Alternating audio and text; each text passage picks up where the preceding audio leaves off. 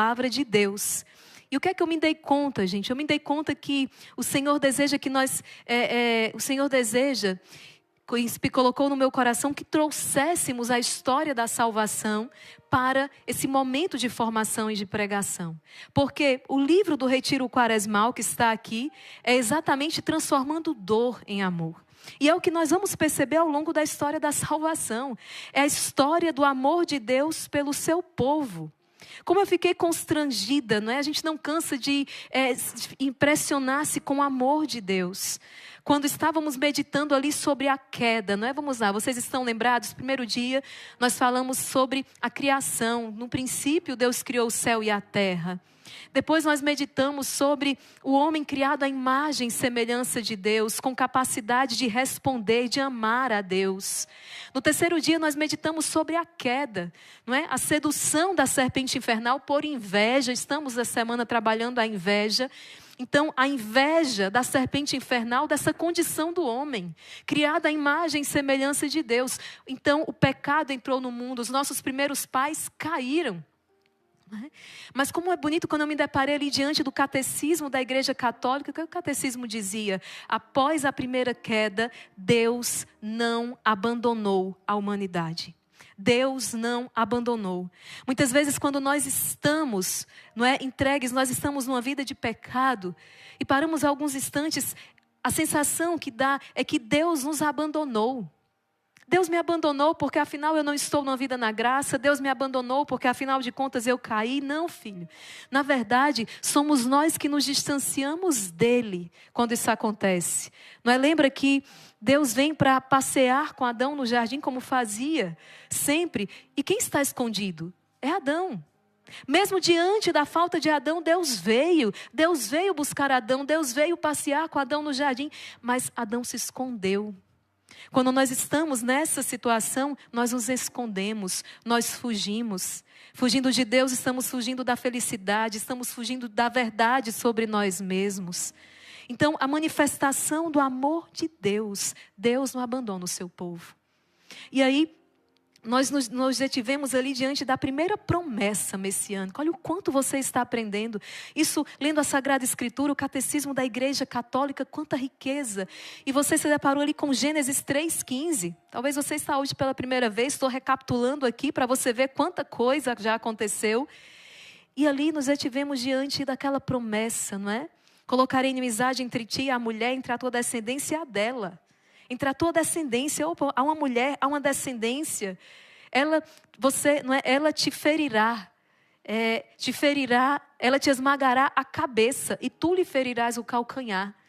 Veja, ferir a cabeça, esmagar a cabeça e ferir o calcanhar, gente, significa para nós que sim, existe uma ferida no calcanhar, existe um sofrimento, existe um incômodo, mas ele passa. Diferentemente da serpente, que a sua cabeça é esmagada. Ou seja, quando uma cabeça é esmagada, significa não há mais vida. Está vencida para sempre. Isso é Deus falando conosco. Este mal tem um prazo. Ele sabe que ele tem um prazo para agir. Os seus dias estão contados. Esse sofrimento, essa dor é momentânea na sua vida. Não vai durar para sempre. Mas esse mal será vencido eternamente. Na verdade, ele já foi vencido na cruz. Nós veremos isso de maneira tão forte naquela sexta-feira santa. Nós precisamos tomar posse desta vitória. E então, chegamos na quinta etapa, não é? Que é exatamente o dilúvio. E eu dizia para vocês ali, isso está no livro do Gênesis, pega a sua Sagrada Escritura em casa, capítulo 6 e 8, vou deixar como atividade de casa. Nós precisamos conhecer a história da salvação. Filho, se a gente não conhece a história da salvação, a gente começa a fazer caricaturas de Deus. A gente precisa se debruçar sobre a história da salvação para conhecer esse Deus que nos amou, nos ama a todo instante. Um Deus que é imutável. Elizabeth da Trindade vai dizer, Deus não muda. Nós mudamos, né? A gente muda de humor, pelo menos aí, não sei, umas 20 vezes ao dia, minha Maria. A gente muda de humor assim, né? Mas a gente muda. Mas Deus não muda. Deus é sempre o mesmo. Deus é fiel. Deus é misericordioso e justo. Deus é bondade. Deus é amor. E Deus não muda. Isso tudo nós vamos conhecendo o agir de Deus na história da salvação. Quando, por vezes, nós nos desesperamos, até mesmo quando caímos, quando pecamos, não é? Eu sim já tive as minhas quedas. Eu vim, na verdade, viver o meu processo, aquela primeira grande conversão, já aos meus 18 anos. Então veja quanta coisa se passou, quantas ofensas ao coração do Senhor, numa vida ali distante dEle. E muitas vezes nós nos desesperamos. Será que Deus vai me acolher de volta? Será que Deus vai me receber? Se você conhece a história da salvação, você tem a resposta para isso. Porque Deus é aquele que não desiste da sua criatura. Deus é aquele que, olhe como isso é incrível, né? Quando alguém faz algo conosco, digamos que o normal da nossa natureza, marcada pela concupiscência, é a gente, se alguém trai, se alguém decepciona, o normal, né, de alguém que não está vivendo segundo o Espírito e na graça é a gente se fechar. E muitas vezes, né, a gente pode até não verbalizar, mas dizer, deixa lá na frente você vai ter a sua paga. Vai. Deus, e a gente às vezes acha que Deus está fazendo isso com a gente também. Não. Parece que, olha, Deus, aí é que Deus prodigaliza o seu amor. Por quê? Porque Ele quer salvar, porque Ele quer libertar, porque Ele quer ter de volta. É claro que as consequências ficam, é claro que precisa de confissão, precisa de reparação, precisa purificar. A gente vai passar por todo esse processo, mas Deus não fecha a porta na nossa cara. Deus não nos trata segundo as nossas faltas, mas segundo a sua misericórdia. Não é porque nós merecemos, mas é porque Deus nos ama. Eu me lembro sempre no encontro de jovens, um jovem que pegou o carro do pai escondido. E o pai tinha dito, filho, estou saindo de casa, não pegue esse carro. E o pai saiu de casa, ele pegou o carro e foi. E olha, palavra de pai, de mãe, meu filho, não vai de encontro não, porque é só para dar errado. E o que é que aconteceu? Um acidente. Houve um acidente. O carro capotou. Por graça, ele teve apenas algumas poucas lesões, ferimentos leves, estava plenamente consciente, foi tirado do carro. E o único nervoso, a única agonia dele era olhar para o carro, ver o estado em que o carro estava e dizer, meu pai vai me matar. Quando meu pai chegar aqui, ele tentando se esconder, imagina, ferido, o sangue escorrendo, tinha acabado de ter um livramento enorme.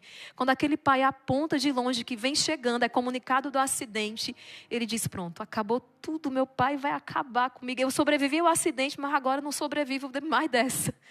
Mas o pai, quando chegou, que viu o filho vivo, o pai não foi nem para o carro, ele não queria saber, cadê o meu filho, cadê o meu filho, cadê o meu filho? O filho pensando que ia ser espancado. E esse pai abraçava, beijava e agradecia a Deus, meu filho está vivo, obrigada Deus, meu filho está aqui, obrigada Senhor. E aquele jovem disse, foi o maior tapa que eu recebi. Ou surra meu pai me deu naquele dia, no sentido de me constranger pelo amor. Meu pai me abraçou, meu pai me acolheu. Nunca mais quero pegar o carro do meu pai escondido.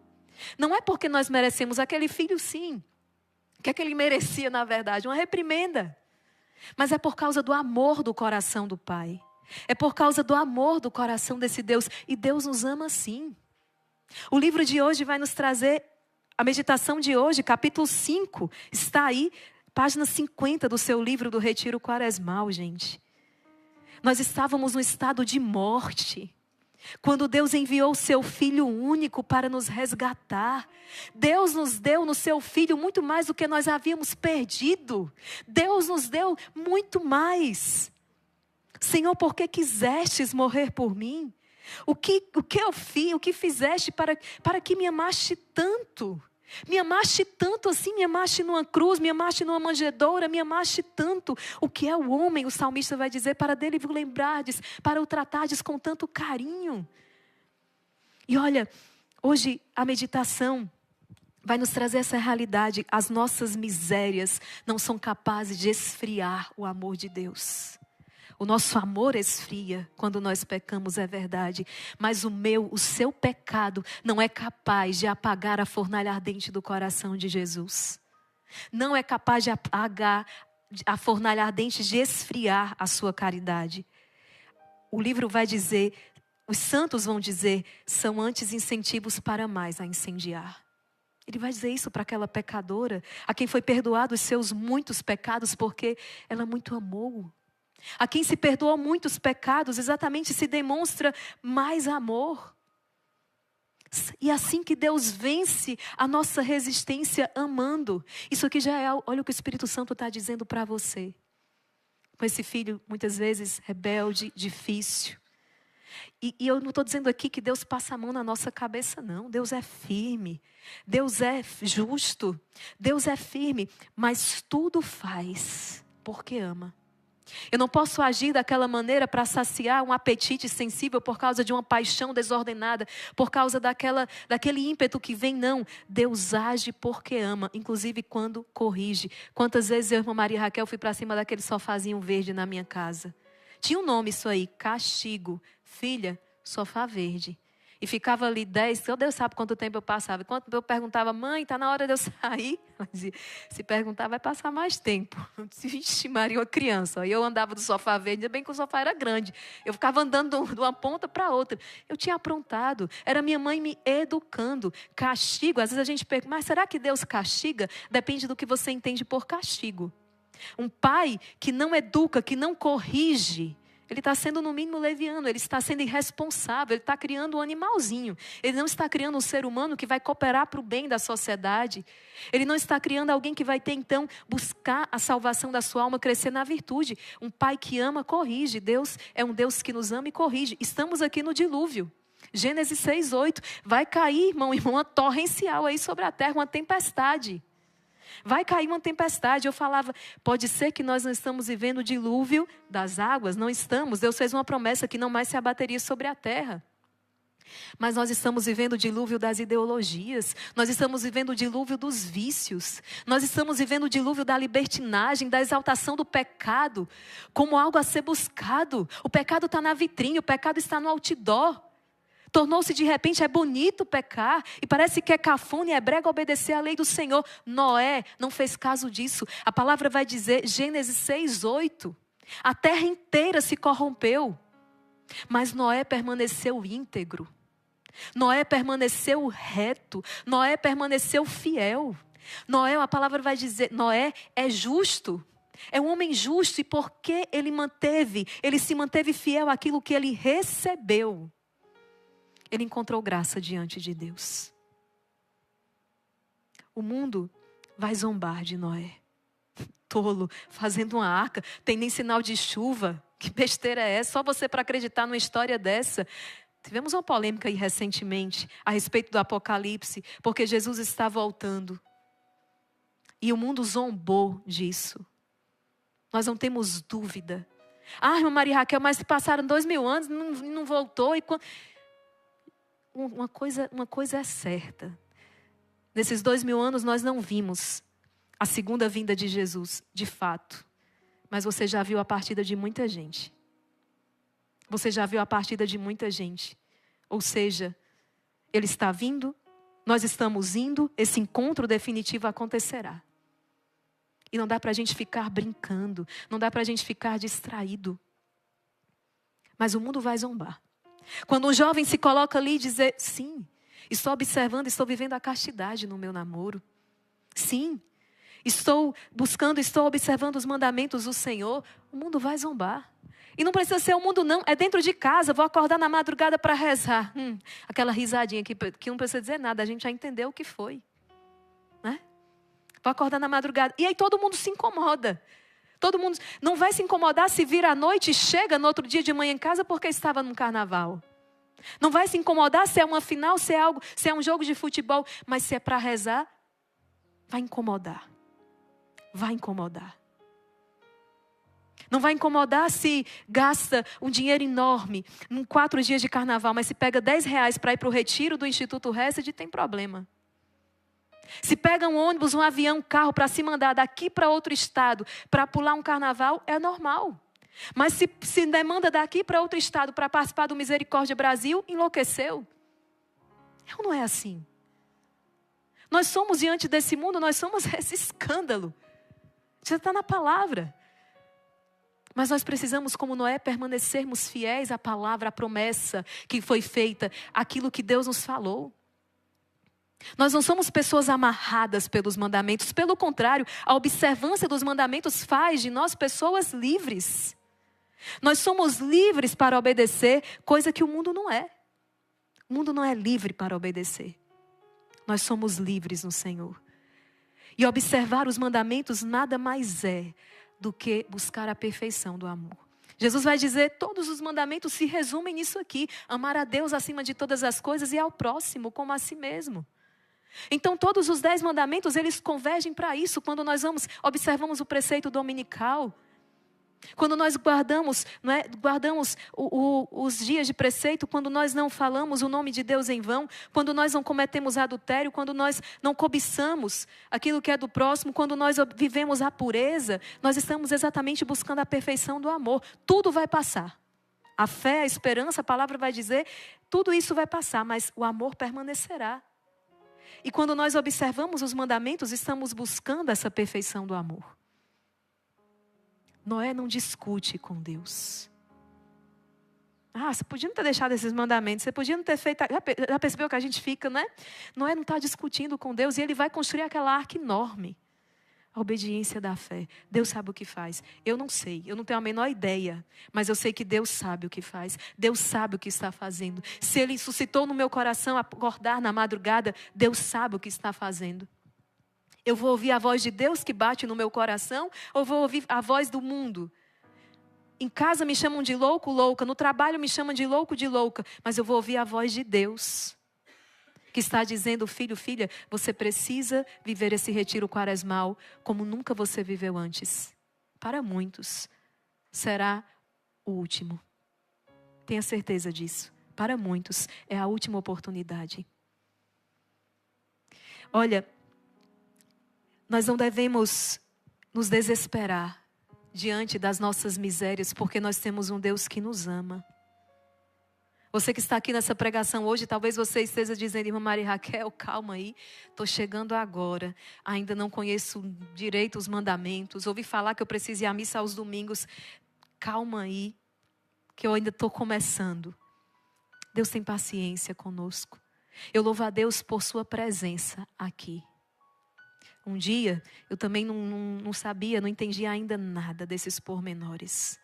Mas eu estava lá, porque o meu coração tinha sede, e tem sede de Deus. Você está aqui, filho, você está no lugar certo. Você que está dando os primeiros passos, ou você que já está aí na sua maratona. Você está no lugar certo. Você está no lugar certo. Você está recebendo essa palavra de Deus no teu coração que tem poder de te transformar. Que tem o poder de te trazer libertação. Ou porque a sua vida não está tão boa assim, você está aqui. Ou porque a sua vida até está boa, mas você sabe que ela pode ser muito melhor. E você está aqui porque você quer o melhor. Porque você quer nadar contra essa correnteza. Porque você decidiu não se entregar às máximas desse mundo. Por mais difícil e exigente que seja. Estávamos no rosário da madrugada rezando por quem nos amaldiçoa. O nome da senhora coube numa folha, irmã Maria Joana? Acordamos 4 horas da madrugada e estávamos, entre tantas outras intenções, rezando e pedindo também por aqueles que nos querem o mal. Inclusive ficou de propósito, o propósito de hoje. Fazer um sacrifício, fazer algo a mais por aqueles nomes das pessoas que nos querem o mal. É porque é assim que nós vamos vencer. Jesus, em Mateus 27, 18, se eu não me engano, não é? É uma fala de Pilatos, e vai dizer, sabia que ele foi entregue por inveja. É claro, Jesus vai dizer, ninguém tira a minha vida, eu entrego, eu a dou livremente. Mas sabemos que ele foi entregue por inveja, dos fariseus, dos mestres da lei, por inveja. E como Jesus quebra a maldição da inveja? Jesus ama até o fim. Jesus ama até o fim. Eu não sei se você consegue compreender isso, mas eu estou repetindo isso nas minhas pregações o máximo que eu posso. Porque quando o inimigo ganha, não é naquela dor que ele nos inflige. Não. A gente sofre diante das perseguições, das calúnias. Vai lá no seu trabalho, aquela pessoa chegou, inventou uma calúnia, uma mentira, porque ficou com inveja porque você subiu, você foi promovido. Inventou uma mentira, espalhou em todos os departamentos, armou tudo e você de repente é demitido. A gente pode dizer aqui que Satanás venceu? De jeito nenhum. Porque a palavra Romanos 8:28 diz que tudo concorre para o bem dos que amam o Senhor. Então, calma, filho, a história não acabou não. Persevera. Persevera porque o melhor está por vir. Na sua vida, está sem um emprego, com tantas calúnias e mentiras, persevera porque o melhor está por vir. A derrota não é porque você perdeu o emprego. Aconteceria uma derrota se você fechasse o teu coração. Se aquela dor que lhe foi infligida, né? Grande parte do Brasil se comoveu, e não era para menos, diante da dor do professor Vitor Salles, da Laís Pinheiro, que devolveram a sua filha de 6 aninhos, salvo engano, para Deus, a pequena Isabel. Eu não tenho um contato direto com esta família, mas tive a oportunidade em alguns momentos conhecer, né, um pouco do trabalho que eles fazem. Bendito seja Deus por isso, de levar as pessoas à verdade, ao amor, de levar as pessoas, não é, ao céu. Ao céu, porque é para aí que a verdade nos conduz.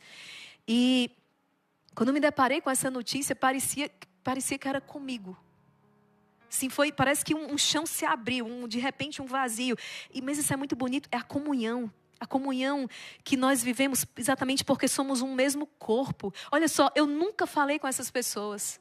Eu nunca vi a pequena Isabel, mas parece que foi um buraco de repente no meu peito. Eu senti uma dor profunda. Olha a experiência bela, porque nós somos um só corpo.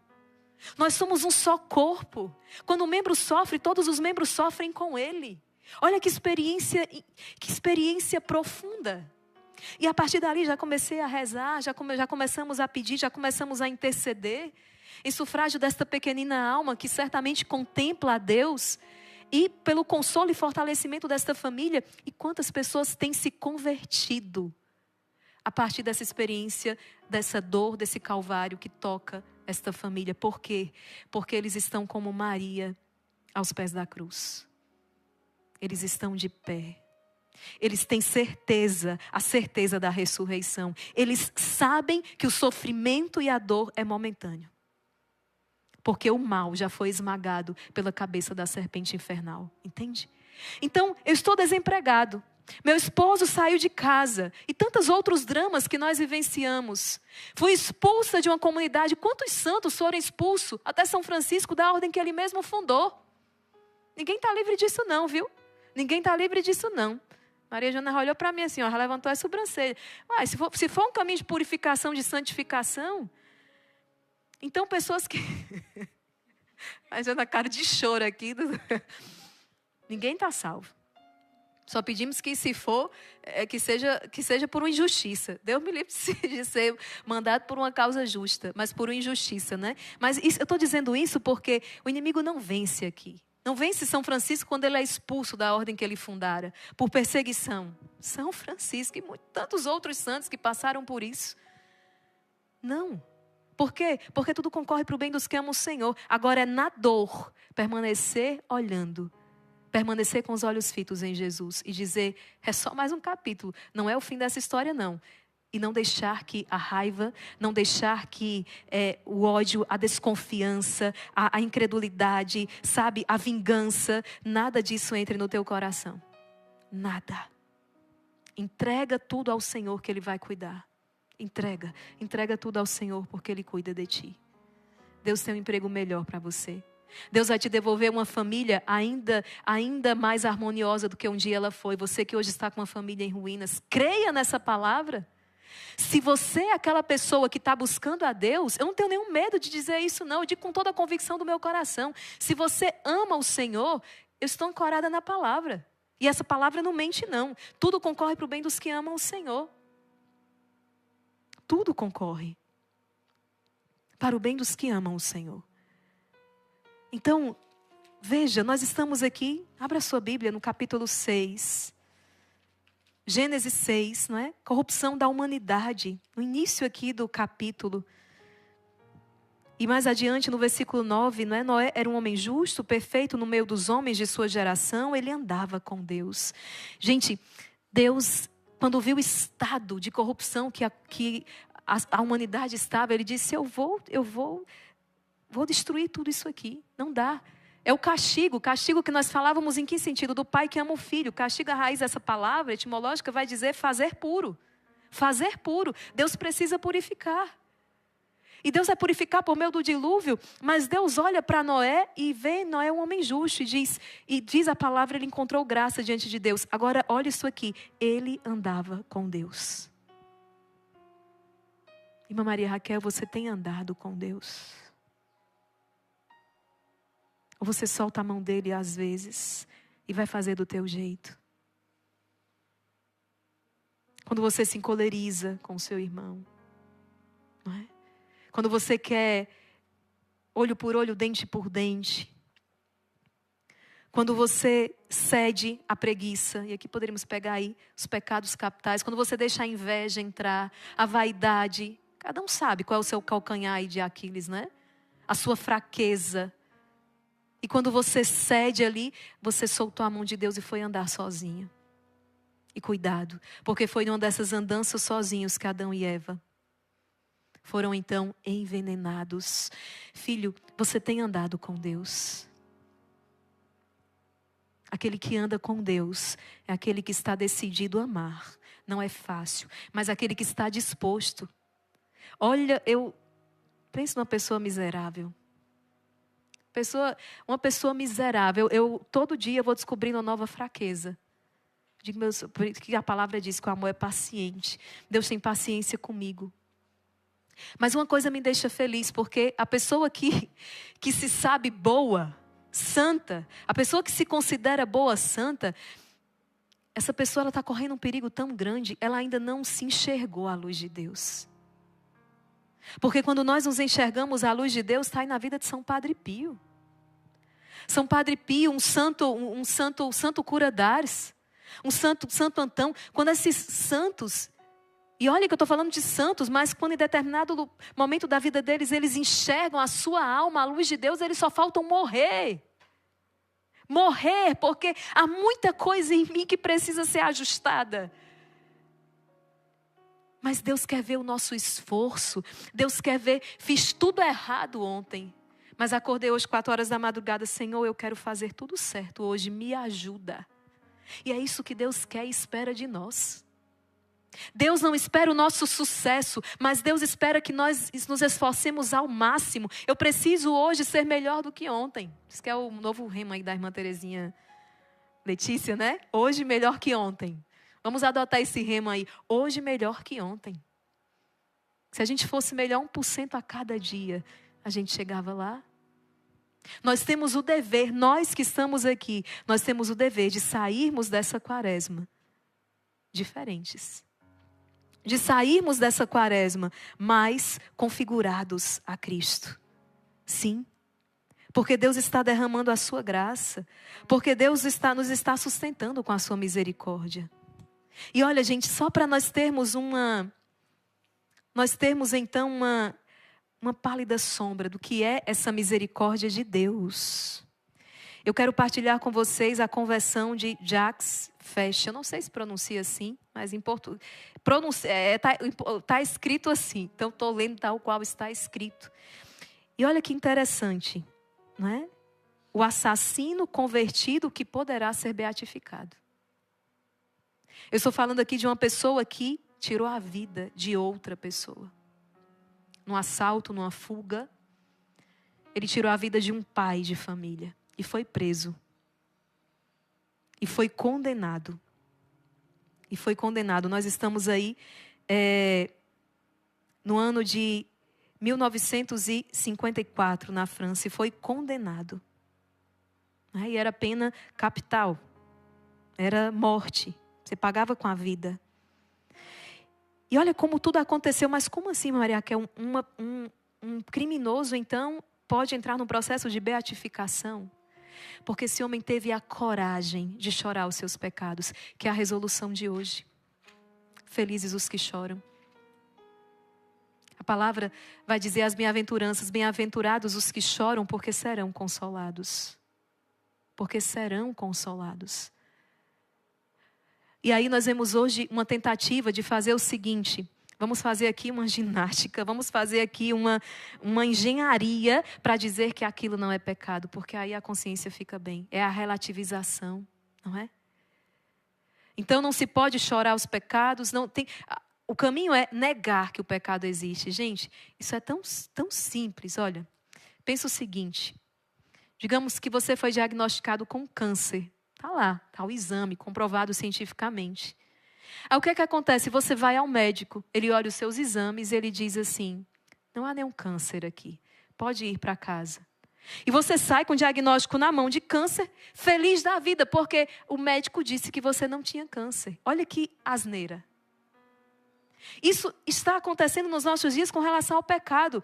Fulano disse que não é pecado, Beltrano disse que não é pecado. Não vai mudar nada, continua sendo pecado. O câncer está ali, os efeitos estão sobre a sua vida. E o que o pecado produz? Morte. Você está morrendo a cada dia.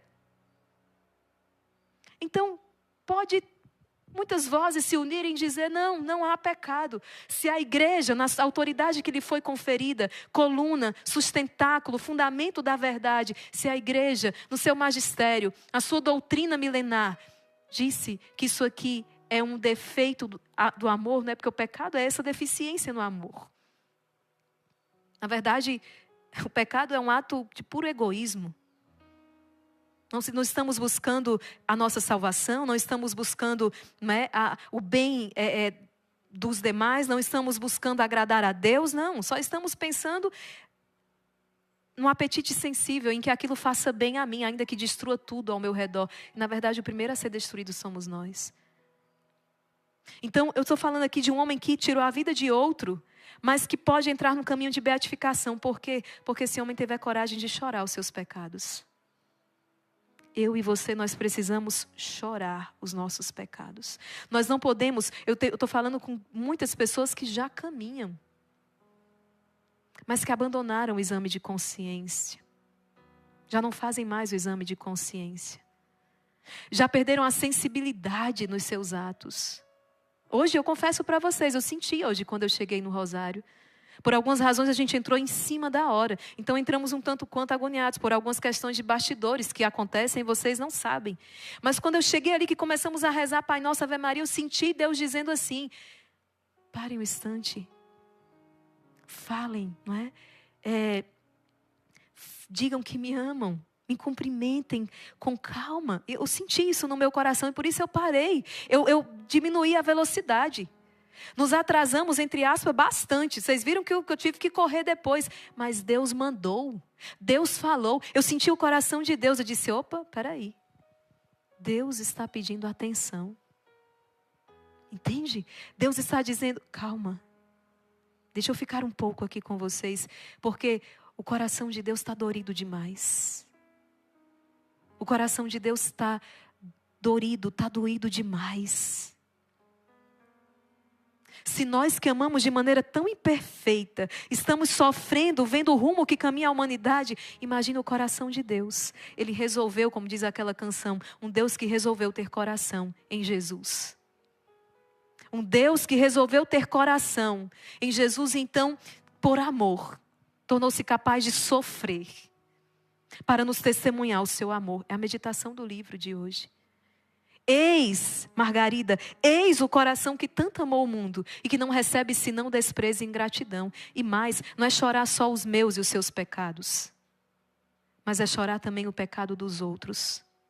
Nós precisamos sim chorar os pecados das pessoas de nossa casa. Nós precisamos colocar o joelho no chão e adorar por quem não adora. E esperar por quem não espera. Nós precisamos olhar para uma Sapucaí daquela. Poderia ser uma diversão saudável. Poderia, mas não é. Onde se promove luxúria. Onde se promove as paixões. Um dia o corpo do homem e da mulher foi janela aberta para o céu. Um dia foi, já não é mais. Desde que Adão e Eva pecaram, não é mais. Eles estavam lá, estavam sem roupa, depois do pecado foram se vestir. Porque o corpo do homem e da mulher nu já não é janela aberta para o céu. Tornou-se fonte de pecado. E por isso essa realidade precisa ser vivenciada com todo o aparato, com toda a proteção, com toda a bênção da igreja, para que realmente seja segundo Deus, na realidade do matrimônio, do sacramento do matrimônio. Nós precisamos olhar para uma Sapucaí daquela e chorarmos. Como Jesus que diante de Jerusalém, essa é uma das passagens que mais me tocam. Né? Todo dia eu digo que é uma passagem mais me toca, já percebeu? Eu amo a palavra, eu amo a Bíblia.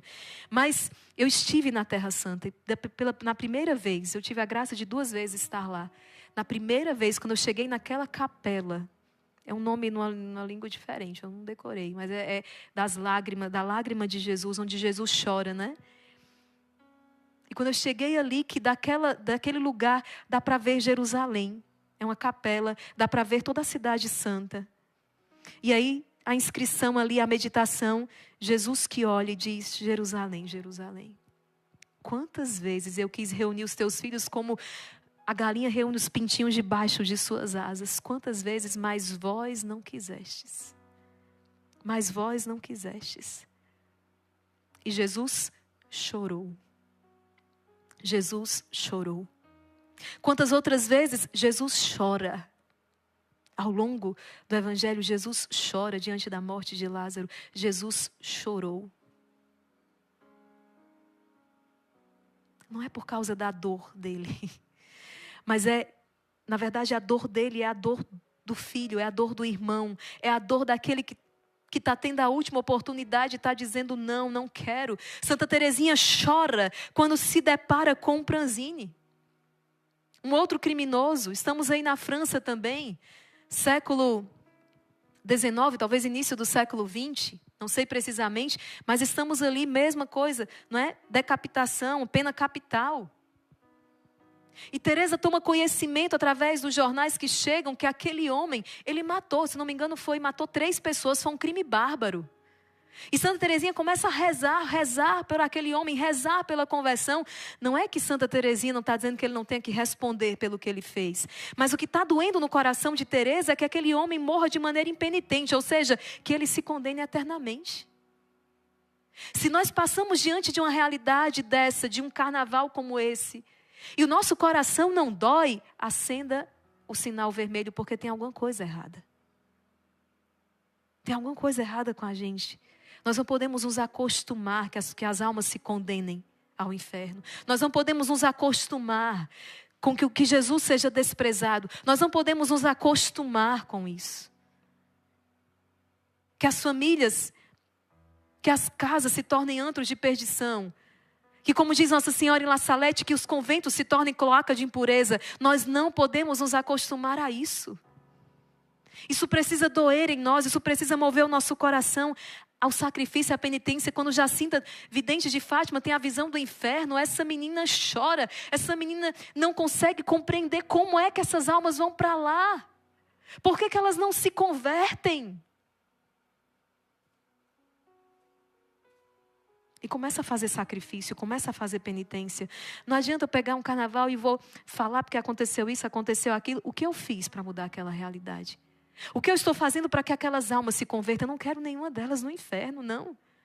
Eu quero que todas elas estejam comigo no céu.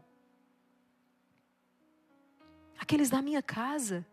E nós não podemos nos desesperar. Pode ser que aqueles que nesse ano de 2024 estão na Sapucaí, em tantas situações, blasfemando, ofendendo o coração de Deus, por que não? Por que não pode em 2025 estarem aqui no Retiro Quaresmal com o Instituto Hesed?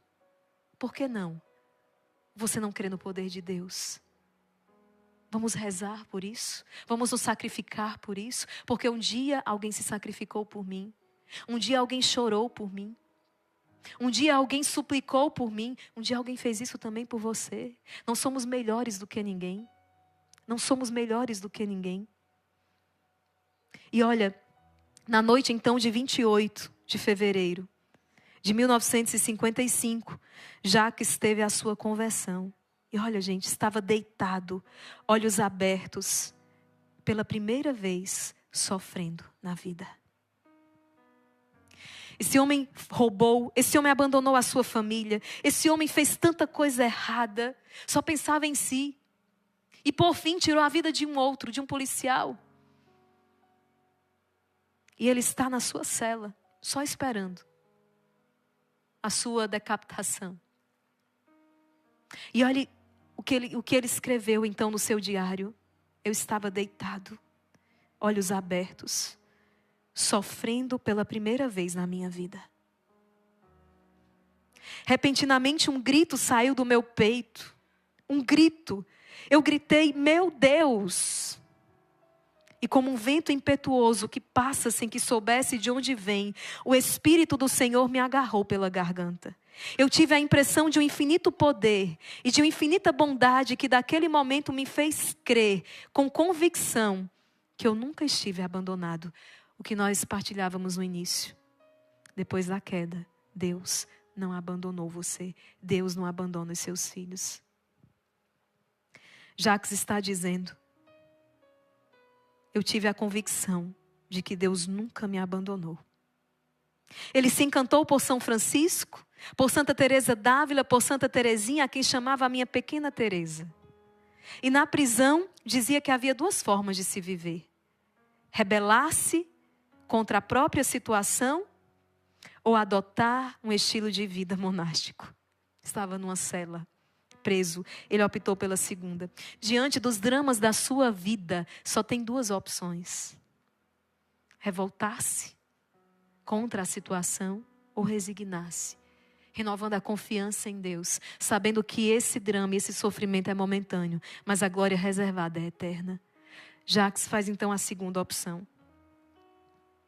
Ele optou pela segunda e de sua cela. Olhe só, porque quando a gente faz a experiência com este fogaréu que é o coração de Deus, meu irmão, minha irmã, a gente sai, a gente quer anunciar nas praças, a gente quer anunciar para todo mundo, a gente quer levar todo mundo com a gente. E ele na cadeia começou a transmitir a sua fé a muitos. Também por meio de suas cartas. E em uma de suas cartas, a uma amiga lhe disse, eu acabo de receber a comunhão. É uma grande alegria.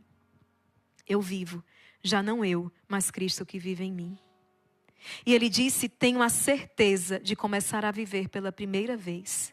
Está preso, condenado à morte, mas ele diz, eu tenho a paz e um sentido na vida, ao passo que antes não passava de um morto-vivo. Eu estou falando de uma pessoa que está atrás das grades, com uma sentença de morte parando sobre a sua cabeça. Esse homem está dizendo, começo a viver pela primeira vez.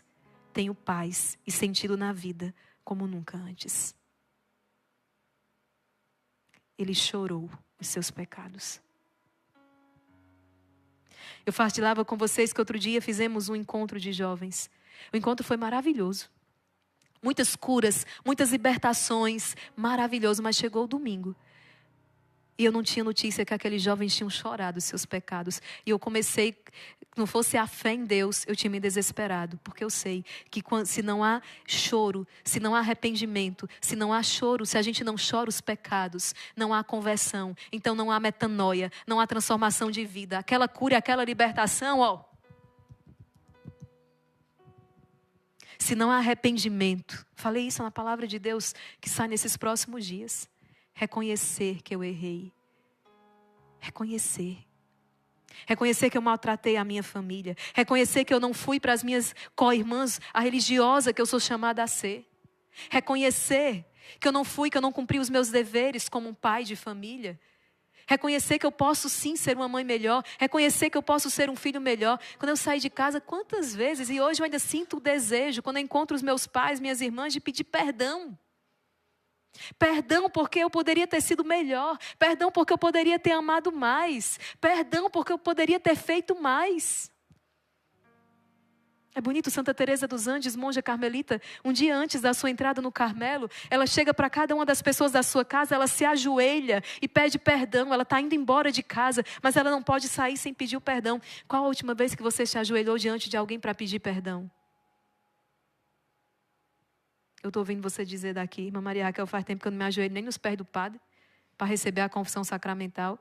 Quanto mais me ajoelhar nos pés de outra pessoa.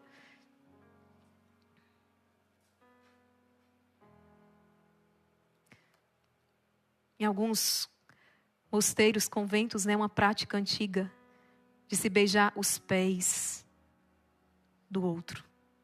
Abaixar e beijar. Antigamente, muito antigamente, sabe? Porque for hoje, o povo é preso. Fazer um negócio desse hoje, a pessoa é presa.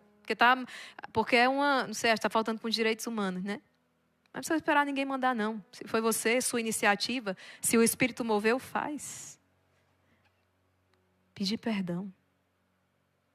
Reconhecer. Isso é sinal de força. Só os fortes conseguem pedir perdão.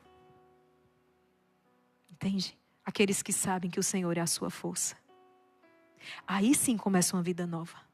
No dia que eu for curado desse câncer, vai começar uma vida nova. Começa não, filho. No dia que o meu marido voltar para casa, começa uma vida nova. Não começa. No dia que o meu filho se libertar das drogas, começa uma vida nova. Não começa se não houver conversão, se não houver metanoia. Eu amo você, por isso que eu estou lhe dizendo isso. Maria Raquel, só falta um emprego para eu começar uma vida nova. Não, filho, falta conversão. Vida nova vem por meio de conversão. Vem por meio de chorar os nossos pecados. Bem-aventurados os que choram, porque serão consolados. Você entende o que o Espírito está falando aqui? Porque Deus nos ama. E eu não terminei. Palavras de fé do Jacques, então. Quando a data da sua decapitação foi marcada, Jacques decidiu aguardar por este momento em oração. E ele disse, olha o que ele disse, que cada gota do meu sangue repare um pecado mortal que eu cometi. Ele ia ser guilhotinado, decapitado, ele disse que cada gota do meu sangue eu ofereço em reparação aos pecados que eu cometi. Na véspera da execução, ele escreveu o último dia de luta. Amanhã, nesta hora, eu estarei no paraíso. Que eu morra, se essa for a vontade do bom Deus. A noite avança e eu fico cada vez mais apreensivo. Meditarei na agonia do Senhor no horto das oliveiras. Ó bom Jesus, ajudai-me. Não me abandoneis. Mais 5 horas e eu estarei na verdadeira vida. Mais 5 horas e eu verei a Deus. Quando chegaram à cela para buscá-lo, para ser guilhotinado, encontraram-no de joelhos, em oração, ao lado da cama arrumada. Suas últimas palavras foram: Senhor, não me abandone, eu confio em Ti. Senhor, não me abandone, eu confio em Ti. É esse homem que então nós podemos ver, quem sabe, nos próximos anos. É uma matéria um tanto quanto já antiga, no caminho de uma beatificação. No caminho de uma beatificação. Porque chorou seus pecados, abraçou sinceramente um caminho, uma vida nova, arrependido. E esse homem então oferece tudo o que ele está passando em expiação dos seus pecados. Olha que grandioso. É a resolução de hoje. Nós precisamos adentrar no nosso quarto e fechar a porta atrás de nós. E fechar a porta e ali então derramar as nossas lágrimas diante do crucificado. Diante do crucificado, diante da cruz. E reconhecer que fui eu. A experiência da Madre Jane. Quando vê Jesus todo ensanguentado. Jesus, quem fez isso com você? Foi você, Jane. Foram seus pecados. E eu continuo te amando. E aí nós vamos olhando para as pessoas. Nós olhamos para aqueles que nos ofendem. Ai, meu Deus, como a gente é miserável. Eu, né? Porque a pessoa não pode fazer isso aqui, que já é um escândalo. Mas olha o que eu fiz com o Senhor. E quando alguém faz algo comigo, é uma chance que eu tenho de reparar aquilo que eu fiz com o Senhor. Eu fiz isso aqui com o Senhor. Eu abri as feridas do Senhor. E Ele se deixou rasgar inteiro. Porque cada marca do seu corpo é dizendo assim para mim: Irmã Maria Raquel, eu te amo tanto. Eu te amo tanto.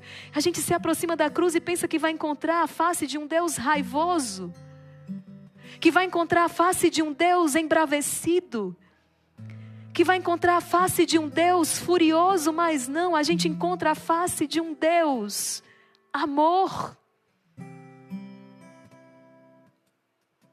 É aqui que as maldições são quebradas. Ele me ama. Ele morreu por mim.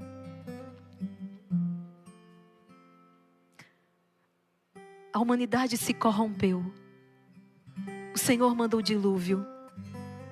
Aquilo que parece ser o fim, na verdade é o começo de uma vida nova, porque a humanidade é renovada. E Deus faz uma aliança com o seu povo.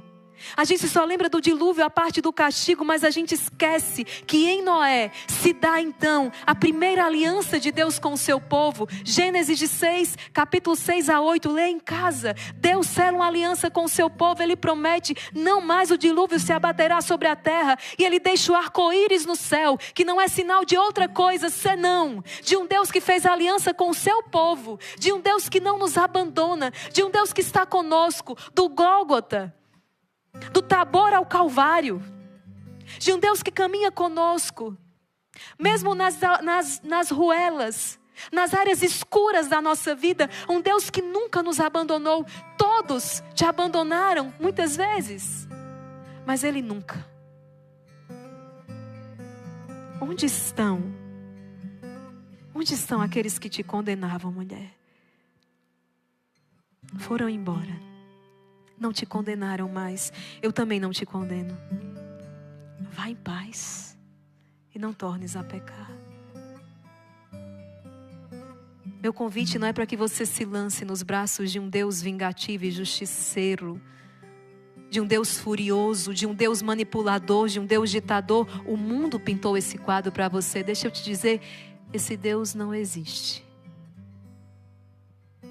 O meu convite neste dia, sexto dia do retiro quaresmal, é que você, talvez sujo e fétido como eu, se lance nos braços desse Deus que não se cansa de nos levantar. De um Deus amor, de um Deus misericórdia, de um Deus que porque te ama, não vai te abandonar na tua condição. Aí sim, isso é vida nova. Podemos rezar um pouco? Vamos rezar. Vamos rezar. Página 53 do seu livro. Repete comigo isso aqui. Ó meu Redentor, ó meu Redentor, ó suavíssimo Jesus, ó suavíssimo Jesus, diante dessas chagas e dessa cruz, diante dessas chagas e dessa cruz, em que moribundo vos contemplo, em que moribundo vos contemplo, eu vos consagro a minha vida e a minha vontade, eu vos consagro a minha vida e a minha vontade, para o futuro. Para o futuro. Seja eu todo vosso. Seja eu todo vosso. Só a vós procure. Só a vós procure. Só por vós suspire. Só por vós suspire. Eu vos amo. Eu vos amo. Ó bondade infinita. Ó bondade infinita. Eu vos amo. Eu vos amo. Infinito amor. Infinito amor. Concedei-me a graça de todos os dias vos dizer. Concedei-me a graça de todos os dias vos dizer. Meu Deus, eu Deus, te amo. Eu te amo. Eu te amo. Eu te amo. Meu Deus. Meu Deus. A graça de uma morte santa e abençoada. A graça de uma morte santa e abençoada. Em nome dos vossos sofrimentos. Em nome dos vossos sofrimentos. Eu vos rogo. Eu vos rogo. Em nome de Maria. Em nome de Maria. Vossa e minha mãe. Vossa e minha mãe. Assim seja. Assim seja. Todos os dias poder então dizer: meu Deus, eu te amo. Eu te amo, Deus. Eu te amo. E mesmo diante das dificuldades desse mundo, dos dilúvios deste mundo, permanecermos com o Senhor, na certeza de que toda essa tribulação, toda essa confusão é passageira. Porque se a serpente nos fere o calcanhar, o Senhor já esmagou-lhe a cabeça. A sua morte é definitiva. Reza. Fala com o Senhor. Deixa Ele transformar toda a tua dor em amor. Ei, não perca nada não. Não perca nada, não perca nenhuma dor, porque Ele quer transformar tudo em amor. Então a dor da traição, da decepção, né, de ser enganado. Sabe, a dor do abandono, a dor da rejeição, a dor da incompreensão, a dor da injustiça, a dor da calúnia, a dor de ser invejado. Homem, não desperdice isso não, como diz na minha terra. Homem, não desperdice isso não. Porque isso vale ouro. A sua coroa, ela vai estar incrustada com essas pedras preciosas. É aquela experiência, não é? Daquela concha, como é que chama, meu Deus do céu? Que entra ali um pedacinho de areia dentro dela, a pérola, mas onde é que a ostra, né? Então entra ali uma pedra, uma areia que incomoda e aquilo faz a ostra sofrer. Aquele carocinho, aquele grãozinho de areia é incômodo demais. Mas a ostra não vai perder tempo não, ó. Burila, burila, burila, burila, porque vai sair dali uma pérola. Deste sofrimento que você está passando, filho, vai sair daí um quinhão de glória. Porque a palavra diz que os sofrimentos do tempo presente não tem comparação alguma com a glória que te será manifestada. Está sendo sofrido acordar às 4 horas da madrugada? Olha, não reclama não, porque o peso de glória que virá daí, você vai querer estar aqui em 2025 de novo. Você vai querer estar aqui na quaresma de São Miguel de novo. Você vai querer estar todo dia aqui de novo, porque a glória que lhe está reservada não tem comparação com o sofrimento do tempo presente. Deixa Deus levantar a tua cabeça, olha para o céu. Deixa Deus te levantar. Talvez eu esteja falando com pessoas que estão em pecado mortal. Eu só quero hoje te dizer através dessa pregação: Deus te ama e não é pouco não. Deus tem saudade de você. Deus está te esperando. Talvez eu esteja falando com pessoas que já perderam a esperança. Deus está aqui neste momento, como cantamos tantas vezes, para te trazer esperança. Pessoas que desistiram da vida, Deus está aqui batendo a porta do teu coração, porque Ele não desistiu de você. Um Deus que não desiste, que não se cansa. Por isso, transformando dor em amor pelo poder da fé. Só quem crê ou quem deseja crer, canta. Transformando dor em amor pelo poder da minha fé. Transformando dor em amor pelo poder da minha fé. Vou te ajudar hoje, tá com a garganta ruim, vamos. A cada lágrima, a cada escuridão, a cada prece eu sei. A cada lágrima, a cada lágrima, a cada escuridão, a cada prece eu sei. O quê? Eu tenho um Deus que não se cansa de me levantar. Eu tenho um Deus que não se cansa de me levantar. Eu tenho um Deus. Eu tenho um Deus que não se cansa de me levantar. Eu tenho um Deus que não se cansa de me levantar. Transformando dor em amor pelo poder da minha fé. Transformando dor em amor pelo poder da minha fé. A cada lágrima, a cada escuridão, a cada prece eu sei. A cada lágrima, a cada escuridão, a cada prece eu sei. Reza exército. Eu tenho um Deus que não se cansa de me levantar. Você tem um Deus. Eu tenho um Deus que não se cansa de me levantar. Para finalizar, eu tenho um Deus que não se cansa de me levantar, de me perdoar. Eu tenho um Deus que não se cansa de me perdoar. Eu tenho um Deus que não se cansa de me amar. Eu tenho um Deus que não se cansa de me amar. Eu tenho um Deus que não se cansa de me amar. Obrigada, Senhor. Obrigada, Jesus. Obrigada porque essa quaresma está sendo um divisor de águas, está sendo transformadora na minha vida. Foi isso que eu te pedi no primeiro dia desse retiro quaresmal. E eu digo porque eu sei que é o pedido desta família de oração.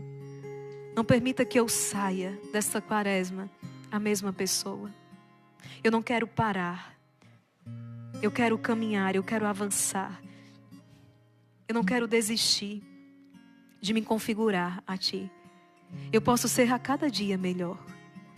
Eu posso ser melhor religioso, filho, filha. Hoje é o dia que eu posso ser melhor profissional, colega de trabalho. Eu posso ser melhor hoje como pai de família, como mãe de família. Eu posso ser melhor hoje como esposo, como esposa. Eu posso ser melhor a cada dia. Com atos concretos de amor, de generosidade. Eu devo tender à perfeição do amor. Porque no caso desta vida, seremos julgados pelo amor. Amém. Eu quero agradecer a Deus por esta pregação. Eu sou a primeira a ouvir.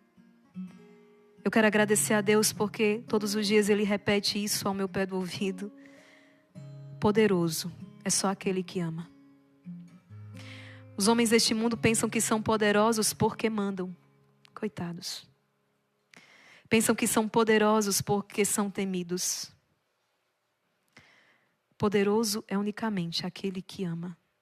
Tanto mais poderoso quanto mais você amar. Que sejamos poderosos em Cristo. Amemos. Amemos. Não desperdice nenhuma oportunidade de amar. E para isso, você sabe, há um caminho, não é? Vida sacramental, os mandamentos, a palavra de Deus, a mortificação, a penitência. Eu já deixo o convite para você estar, não é, com a gente amanhã.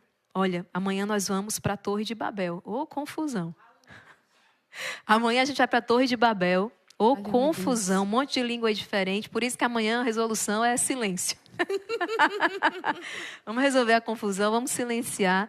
Então, gente, amanhã vai ser muito especial. Vocês sabendo que nós estamos numa caminhada, não é? Você hoje que começou hoje, firma o propósito de não perder nenhuma pregação e até mesmo se você conseguir, seria muito bom você ver as pregações anteriores, tá certo? Então nós vamos